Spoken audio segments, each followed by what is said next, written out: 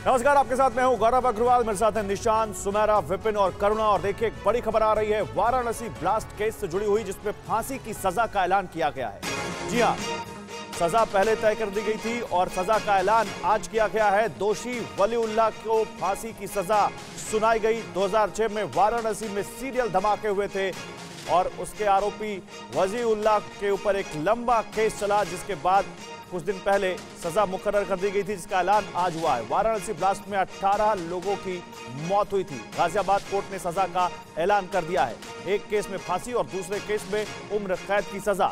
7 मार्च 2006 को वाराणसी के संकट मोचन मंदिर और कैंट रेलवे स्टेशन पर धमाके हुए थे, जिनमें 18 लोगों की मौत हो गई थी और 35 से ज्यादा लोग घायल हुए थे। वलीउल्लाह को धारा 302 भारतीय दंड संहिता के अंतर्गत और 50,000 रुपये अर्थदंड से दंडित किया गया और तब तक फांसी पर लटकाया जाएगा जब तक कि उसकी मृत्यु ना हो जाए। और उस दंडादेश तब तक निष्पादित नहीं किया जाएगा जब तक कि माननीय उच्च न्यायालय से उचित फैसला करे। और हमारे संवाददाता जितेंद्र भाटी इस वक्त हमारे साथ है। जितेंद्र, तो आज कहीं ना कहीं इंसाफ मिलता हुआ पीड़ित परिजनों को? बिल्कुल, देखिए गौरव, ये उन 18 परिवारों के लिए एक इंसाफ की जो है आस है। और आज कहें तो हालांकि 16 साल लगे हैं। 7 मार्च 2006 का ये मामला है और इलाहाबाद हाईकोर्ट के आदेश पर ही जो है इस मामले को दिसंबर 2006 में ही गाजियाबाद स्थानांतरित किया गया था। इस पूरे मामले में अगर देखें तो 5 आतंकवादियों का नाम आया था, जिसमें से एक को जम्मू कश्मीर में सिक्योरिटी फोर्स ने मार गिराया था। 3 बांग्लादेशी थे, वो देश छोड़ के भाग गए थे।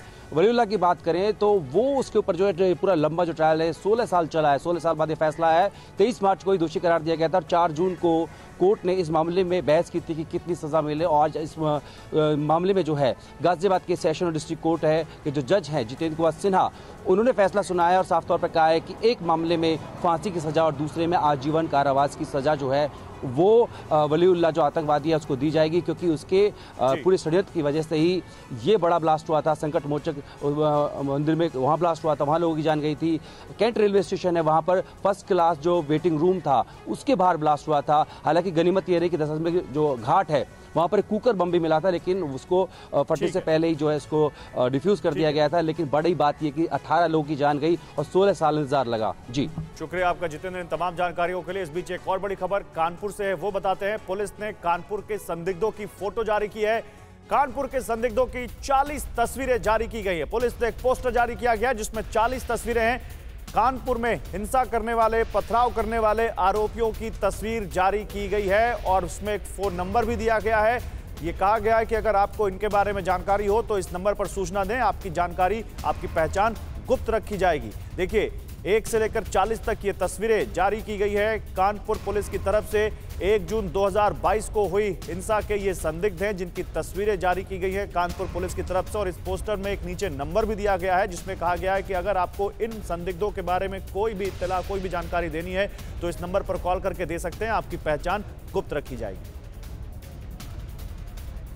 तो कानपुर में 3 जून को, माफ कीजिएगा 1 जून नहीं, 3 जून को हिंसा भड़क गई थी और उसके मुख्य आरोपी हयात जाफरी को पुलिस ने गिरफ्तार भी कर रखा है और उसके ऊपर आरोप है कि उसने ये हिंसा भड़काई। लेकिन एक बड़ी भीड़ जो वहां जुमे की नमाज पढ़ने के बाद निकली और फिर वहां पर हंगामा हुआ, मार्केट बंद कराने की कोशिश की गई। कुछ लोगों का आरोप है कि भीड़ ने उनके ऊपर पत्थर फेंके, उनकी दुकानें जबरदस्ती बंद कराने की कोशिश की, जिसके बाद वहां हिंसा भड़क गई। पुलिस को अतिरिक्त बल बुलाना पड़ा और फिर वहां पर बलपूर्वक इस हिंसा को रोकना पड़ा। काफी वहां पर कुछ लोगों को चोटें आई, नुकसान पहुंचा सार्वजनिक संपत्ति को, जिसके बाद वहां पर इस मामले की जांच के लिए लखनऊ से एक विशेष पुलिस अधिकारी भेजे गए।